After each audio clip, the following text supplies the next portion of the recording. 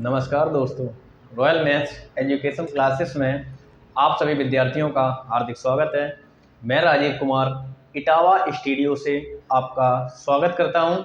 तो जैसे कि इस चैनल पर हिंदी पढ़ाई जा रही थी, हिंदी में संधि समास, वर्णमाला वगैरह सब पढ़ा दी गई।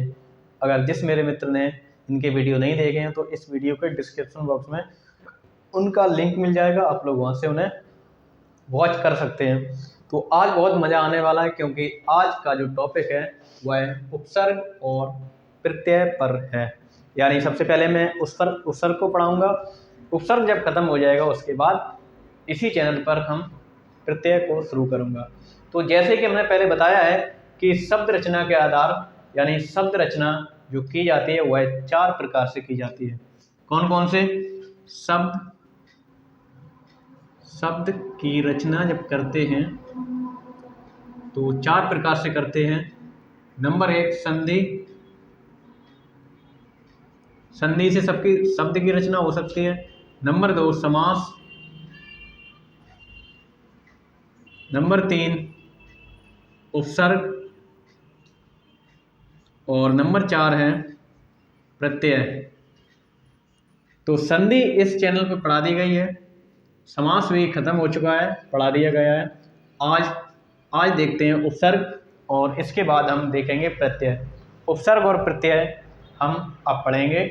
तो हेडिंग रहेगी उपसर्ग। उपसर्ग की परिभाषा क्या होगी? उपसर्ग किसे कहते हैं? उपसर्ग की परिभाषा यानी हेडिंग डालेंगे उपसर्ग की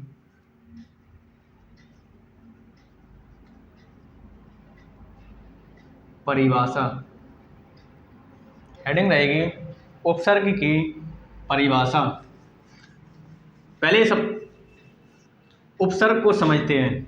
किसे समझेंगे? उपसर्ग को। तो उपसर्ग जैसे लिखते हैं, ये हो गया उपसर्ग। इसका अगर विग्रह करें तो ये हो जाएगा उप प्लस सर्ग। उप प्लस सर्ग। उप का मतलब होता है समीप, समीप याम कह लें, पास, पास पास आना या पास में, याम कह लें समीप। उप का मतलब होता है समीप और सर्ग का मतलब होता है, सर्ग का मतलब होता है सृष्टि। सृष्टि का मतलब रचना, सृष्टि करना या फिर रचना करना। तो किसी शब्द के समीप आकर एक नए शब्द की रचना करना, एक नए शब्द की सृष्टि करना, उसे कहेंगे उपसर्ग। तो उपसर्ग देखेंगे। अब लिखेंगे उपसर्ग की परिभाषा। उपसर्ग की परिभाषा क्या रहेगी?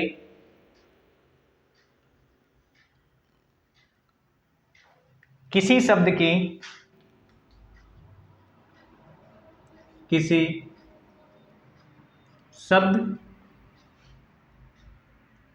के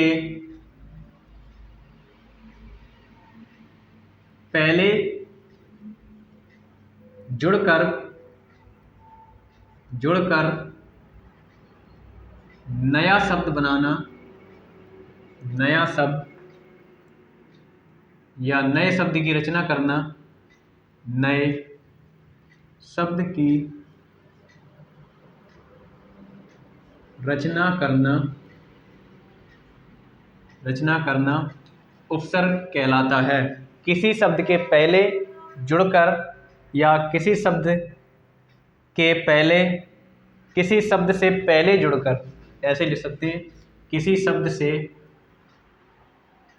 पहले जुड़कर नए शब्द की रचना करना ही उपसर्ग कहलाता है। नए शब्द की रचना करना ही उपसर्ग कहलाता है। या हम कह लें जो शब्दांश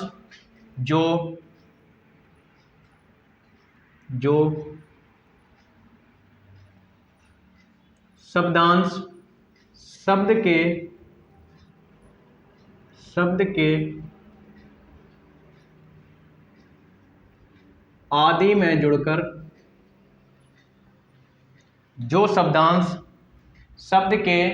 आदि में जुड़कर, जो शब्दांश शब्द के आदि में जुड़कर उनके अर्थ में, उनके उनके अर्थ में विशेषता, जो शब्दांश शब्द के आदि में जुड़कर उनके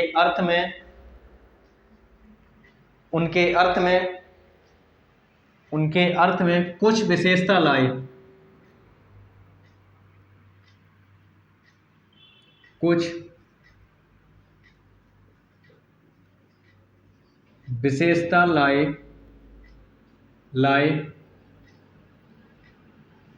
उपसर्ग कहलाता है, उपसर्ग कहलाता है। तो परिभाषा क्या हो गई?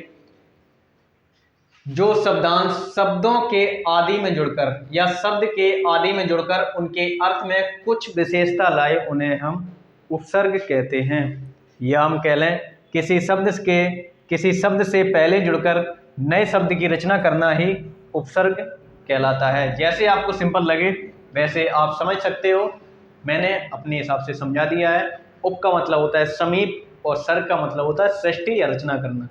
उपसर्ग का मतलब हो गया किसी नए शब्द की रचना करना या नए शब्द की सृष्टि करना ही उपसर्ग कहलाता है। अब ये उपसर्ग को 3 प्रकार से हम पढ़ाएंगे। उपसर्ग के 3 प्रकार पढ़ाएंगे। नंबर 1 संस्कृत के उपसर्ग।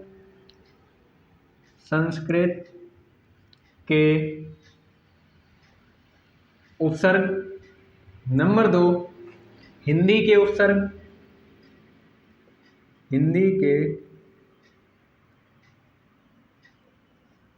उपसर्ग। और नंबर 3 अरबी फारसी के उपसर्ग। अरबी फारसी के उपसर्ग। अब यहाँ देखने को मिल रहा है कि हमने यहाँ संस्कृत के उपसर्ग भी लिखे हैं, हिंदी के उपसर्ग भी लिखे हैं और अरबी फारसी के उपसर्ग भी लिखे हैं। सर हम तो हिंदी पढ़ रहे हैं लेकिन अरबी फारसी और संस्कृत के उपसर्ग क्यों पढ़ा रहे हो आप? तो इसका मतलब ये है कि संस्कृत के कुछ ऐसे उपसर्ग हैं जो कि सीधे हिंदी में आए हुए हैं। संस्कृत से सीधे हिंदी में आए हुए उपसर्गों को संस्कृत के उपसर्ग कहते हैं, तो उन्हें पढ़ना भी जरूरी है। या अरबी फारसी के ऐसे उपसर्ग जो कि सीधे हिंदी में प्रयोग कर लिए जाते हैं, उन्हें हम अरबी फारसी के उपसर्ग कहेंगे। तो कौन कौन से होते हैं ये डिटेल से पढ़ेंगे, कौन कौन से होते हैं। तो हेडिंग नंबर 1 डालेंगे संस्कृत के उपसर्ग। हेडिंग नंबर 1 डालेंगे संस्कृत के उपसर्ग। हेडिंग नंबर 1 रहेगी संस्कृत के उपसर्ग। संस्कृत के उपसर्ग लिखेंगे कौन कौन से होते हैं। नंबर 1 लिखेंगे अति। नंबर 1 लिखेंगे अति। अति का मतलब होता है अधिक। अति का मतलब होता है अधिक। नंबर 1 उपसर्ग हमने लिख दिया, संस्कृत का उपसर्ग है अति, इसका मतलब होता है अधिक। अगर इससे शब्द बनाना चाहें क्या बनेंगे? अति प्लस अधिक। अति प्लस अधिक, इसका मतलब होता है अत्यधिक। अत्यधिक शब्द बन जाएगा अति, यानी अधिक शब्द में अति उपसर्ग को जैसे ही जोड़ा, अधिक शब्द में अति उपसर्ग को जैसे ही जोड़ा तो एक नया शब्द की रचना हो गई, एक नया शब्द बन के तैयार हो गया, एक नए शब्द का सृजन हो गया। कौन सा? अत्यधिक। अगला लिखेंगे अधि।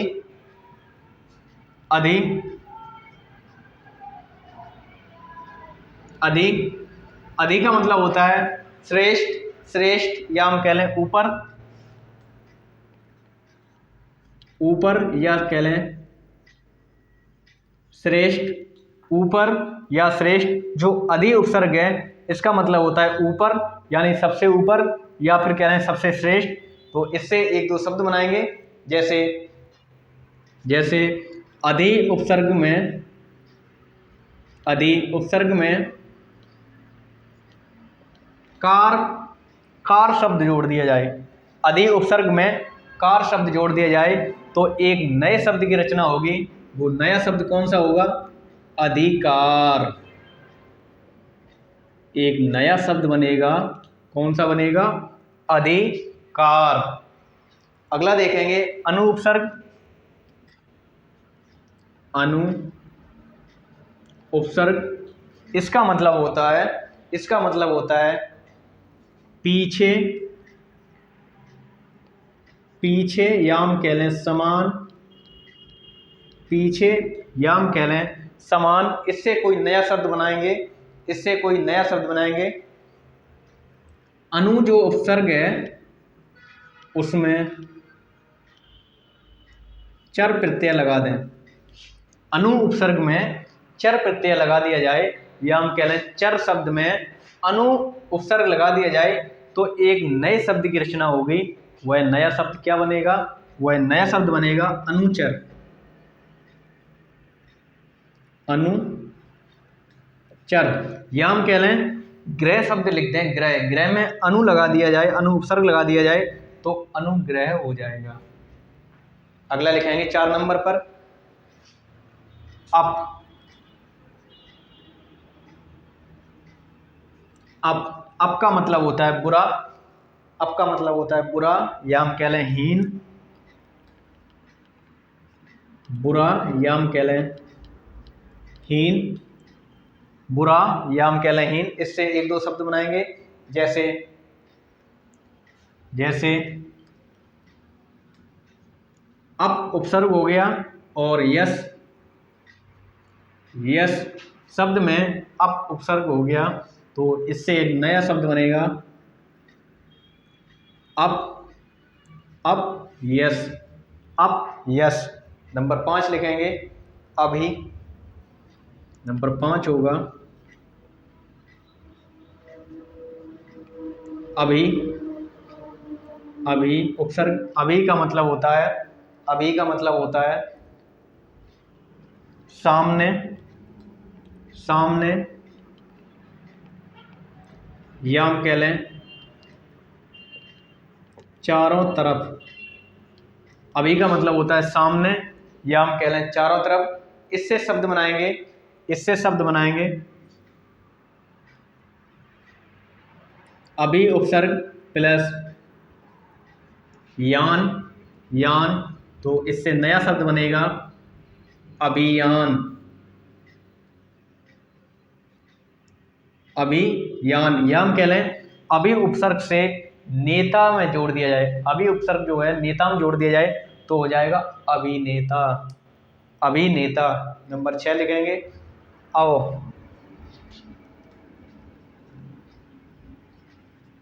आओ, आओ का मतलब भी होता है हीन, आओ, आओ का मतलब होता है हीन, या हम कह लें नीच, हीन। आओ जो शब्द है, आओ उपसर्ग है, उसका मतलब होता है हीन, या हम कह लें नीच। तो इससे इससे नया शब्द बनाएंगे आओ प्लस तार। तार जो शब्द है उसमें अ प्रत्यय जोड़ दिया जाए तो ये हो जाएगा अवतार, अवतार। अगला देखेंगे 7 नंबर आ, और ये बड़ा आ है, बड़ा आ है आ, आ। आ का मतलब होता है तक या समेत, तक या समेत, तक या समेत। इससे कोई एक शब्द बनाएंगे, जैसे जैसे आ प्रत्यय में जीवन शब्द जोड़ दिया जाए, आ प्रत्यय में जीवन शब्द जोड़ दिया जाए तो ये हो जाएगा आजीवन,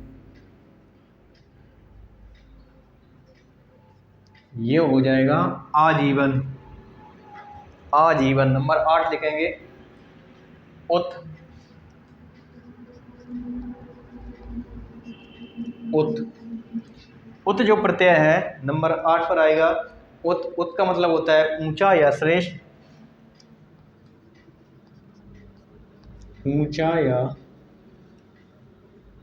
श्रेष्ठ, ऊंचा या श्रेष्ठ। इससे एक शब्द बनाएंगे, इससे बनाएंगे उत प्रत्यय में, उत उपसर्ग में गम शब्द को जोड़ दिया जाए तो ये हो जाएगा उद्गम, उद्गम। अब यहाँ पर संधि हुई है इसलिए आप लोग घबराएं नहीं, उत प्लस गम होगा उद्गम। अगला लिखेंगे 9 नंबर दुर,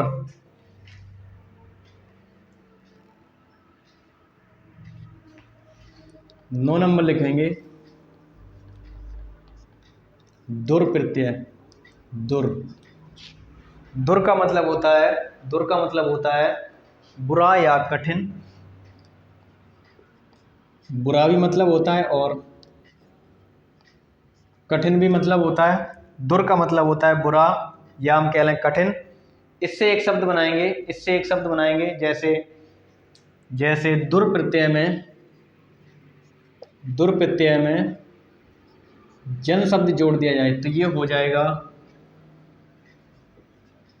दुर्जन, ये हो जाएगा दुर्जन, दुर्जन। तो इस प्रकार से शब्दों की रचना की जा रही है, नए शब्द बनाए जा रहे हैं और ये उपसर्ग हैं, इनका मतलब ये लिखा हुआ है, इनसे नए शब्द बनाए जा रहे हैं। आप लोगों को समझ में आ रहे हो तो ज़्यादा से ज़्यादा मित्रों को शेयर कर दें और लाइक भी कर दें। नंबर 10 लिखेंगे, नंबर 10 लिखेंगे उप, उप, उप। उप प्रत्यय का मतलब होता है, उप का मतलब होता है निकट या सदृश, निकट या सदृश, निकट या सदृश। इससे एक शब्द बनाएंगे,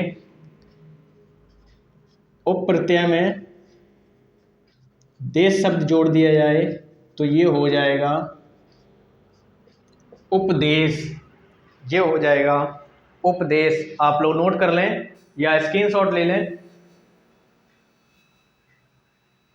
इसके बाद देखेंगे 11 नंबर, 11 नंबर, 11 नंबर देखेंगे। 11 लिखा हुआ है दुष्ट, 11 नंबर दुष्ट। दुष्ट का मतलब होता है बुरा या कठिन, बुरा या कठिन। इससे एक शब्द बनाएंगे, इससे एक शब्द बनाएंगे दुष्ट, दुष्ट प्लस चरित्र बराबर हो जाएगा दुष्चरित्र, दुष्ट प्लस चरित्र बराबर हो जाएगा दुष्चरित्र। शब्द की रचना हो गई दुष्चरित्र। अगला लिखेंगे 12 नंबर निर, 12 नंबर लिखेंगे निर। निर का मतलब होता है, निर का मतलब होता है बिना या बाहर, बिना या बाहर। इससे एक शब्द बनाएंगे, निर से एक शब्द बनाएंगे निर प्लस, निर प्लस रोग कह लें तो निरोग हो जाएगा, या कह लें निर प्लस अपराध में निर प्रत्यय, निर उपसर्ग जैसे ही जोड़ा तो ये हो जाएगा निर अपराध,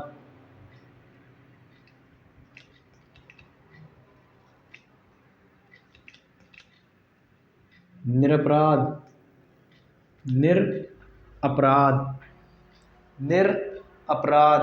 अगला देखेंगे, अगला देखेंगे निस,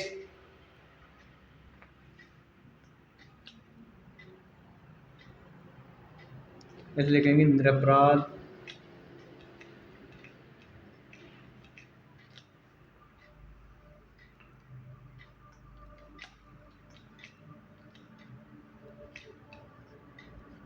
निरपराध। अगला देखेंगे निस।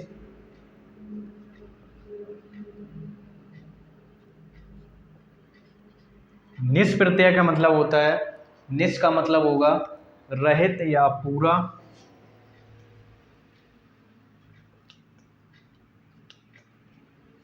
रहित या पूरा, रहित का मतलब होता है के बिना, और पूरा का मतलब पूरा। तो निस से एक शब्द बनाएंगे, निस प्लस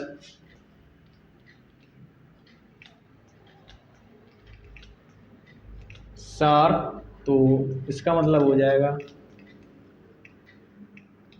निस्सार।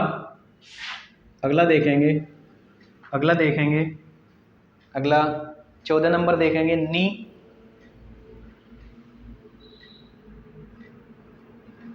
नी का मतलब होता है निषेध या निष्कृष्टता।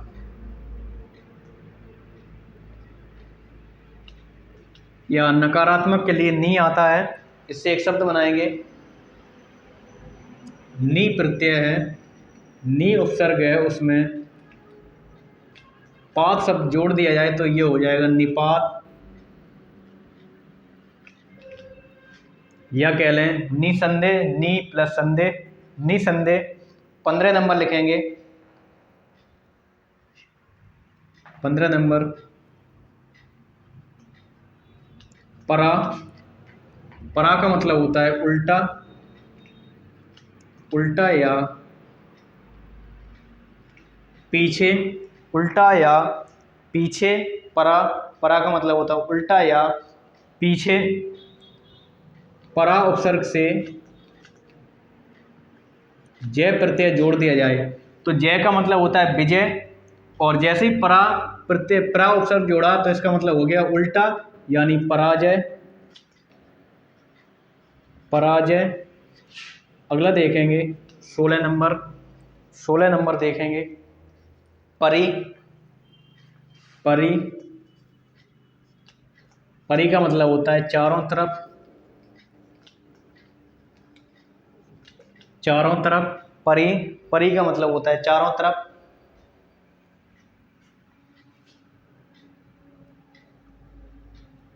परी प्लस जन, इससे नए शब्द की उत्पत्ति होगी परिजन। अगला देखेंगे 17 नंबर, 17 नंबर देखेंगे प्रा। प्रा उपसर्ग, प्रा का मतलब होता है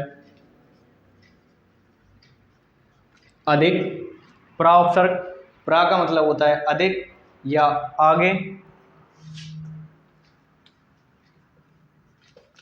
प्रा में बल शब्द जैसे ही जोड़ा तो ये हो जाएगा प्रबल।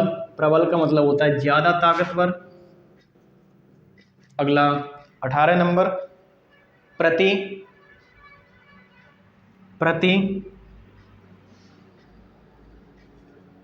प्रति का मतलब ये होता है उल्टा, उल्टा या पीछे, उल्टा या पीछे। प्रति का मतलब भी उल्टा या सामने, उल्टा या सामने कह सकते हैं।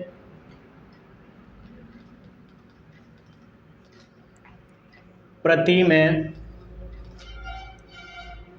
प्रति में जैसे ही फल शब्द जोड़ा तो ये हो गया प्रतिफल,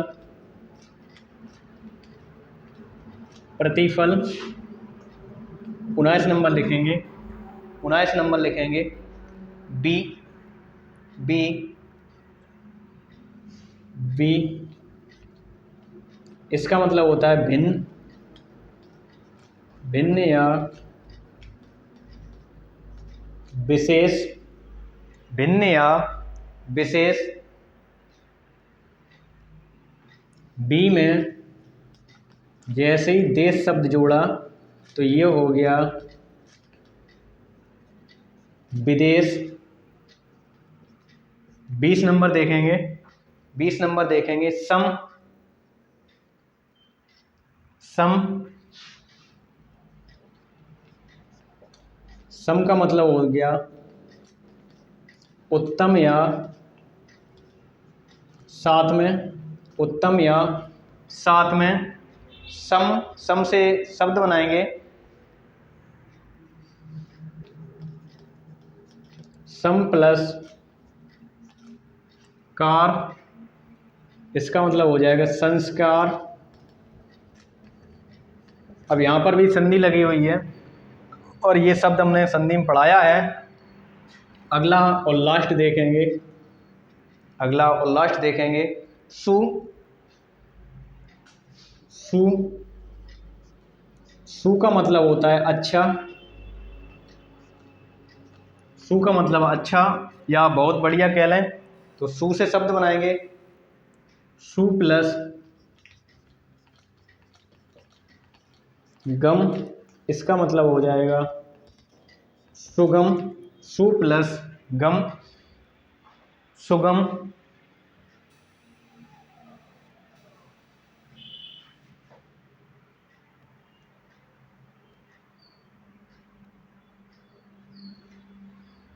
तो मित्रों आप लोग स्क्रीनशॉट ले लें या नोट कर लें। तो इस प्रकार के ये जो जितने भी उपसर्ग लिखे हुए हैं ये संस्कृत के उपसर्ग सीधे हिंदी में प्रयोग किए जाते हैं। ये 21 लिखे हुए हैं। पहला लिखा हुआ है अति, अति का मतलब हो गया अधिक। और इससे ऐसा नहीं कि जितने हमने शब्द बनाए हैं इतने ही बनेंगे, आप हजारों लाखों शब्द बना सकते हैं इन उपसर्ग के जरिए। मैंने एक एक शब्द बना के बताया है आप लोगों को कि कैसे नए शब्द की सृष्टि हो गई, कैसे नए शब्द की रचना हो गई, कैसे नया शब्द जन्म लेता है। मतलब समझेंगे, अति का मतलब होगा अधिक। सवाल ऐसे भी प्रश्न पूछे जाते हैं कि अति से निम्न में कौन सा शब्द बनेगा। 4 शब्द अलग दिए होंगे, एक मान लो अति उपसर्ग के साथ दिया होगा तो आप लोग वहाँ टिक कर सकते हैं। सेकंड लिखा हुआ है अधि, अधि का मतलब ऊपर या श्रेष्ठ। अनु, अनु का मतलब पीछे या समान।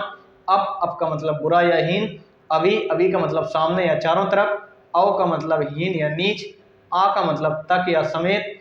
उत का मतलब ऊंचा या श्रेष्ठ। दुर का मतलब बुरा या कठिन। उप का मतलब निकट या सदृश। ये दुर हलंत सहित है। दुष, दुष का मतलब बुरा या कठिन। निर का मतलब बिना या बाहर। निस का मतलब रहित या पूरा। नी का मतलब निषेध। परा का मतलब उल्टा या पीछे। परि का मतलब चारों तरफ। प्रा का मतलब अधिक या आगे। प्रति का मतलब उल्टा या सामने। बी का मतलब भिन्न या विशेष।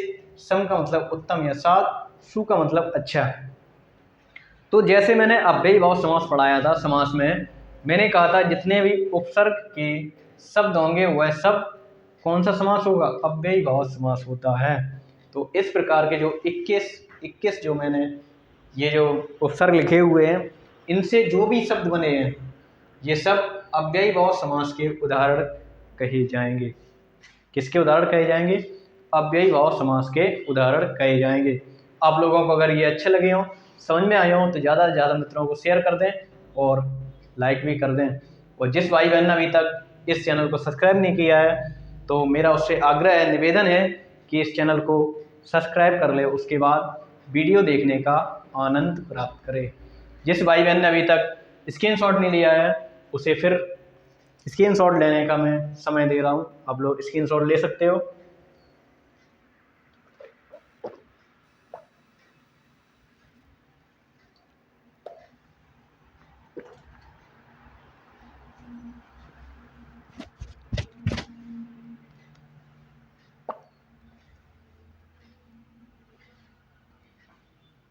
तो मित्रों हमें उम्मीद है कि आप लोगों ने स्क्रीनशॉट ले लिया होगा। तो मित्रों आज के लिए इतना ही, मिलते हैं अगले वीडियो में, तब तक के लिए नमस्कार।